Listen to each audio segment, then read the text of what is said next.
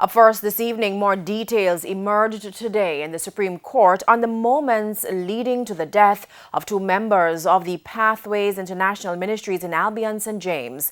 Director of Public Prosecutions, Paula Llewellyn, provided details on the allegations against Andre Ruddock, the man accused of killing church member 39-year-old Tanika Gardner. Mr. Ruddock, who the court heard confessed to killing Miss Gardner, was remanded in custody. Now, we must warn that viewers may find some of the information from the court proceedings disturbing. Here's Raquel Porter.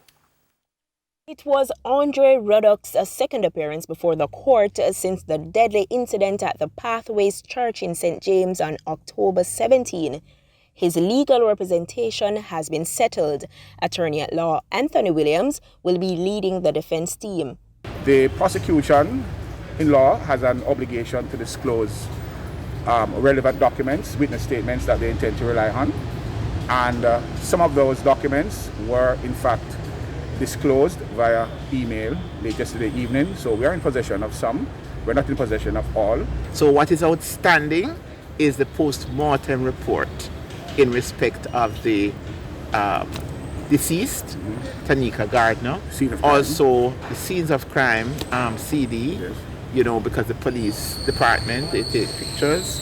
We also have outstanding a statement from the person who will be identifying the body at the post-mortem. And I think a ballistics report and a forensic report. When the matter came up for mention Wednesday, Director of Public Prosecutions Paula Llewellyn outlined the allegations against Mr. Ruddock. I did indicate when I outlined the allegations against my learned friend's client.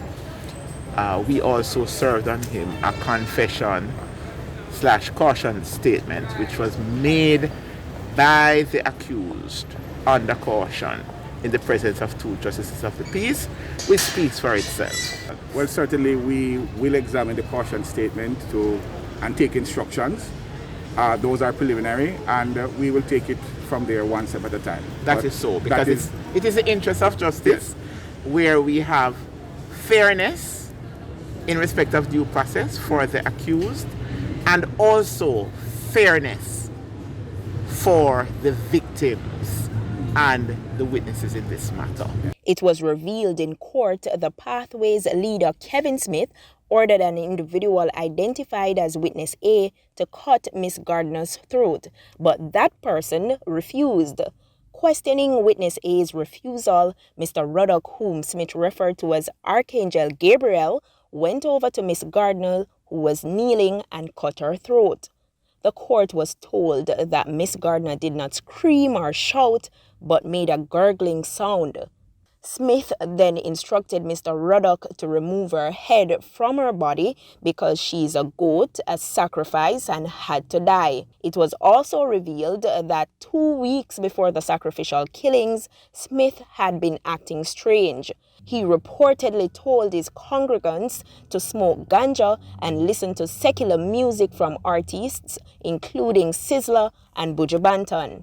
He said smoking ganja would take them to a higher level. In the meantime, the court also ordered a psychiatric evaluation to be done for Mr. Ruddock. It is expected that the report will be ready by December 7, when the matter will again come for mention. Raquel Porter, TVJ News.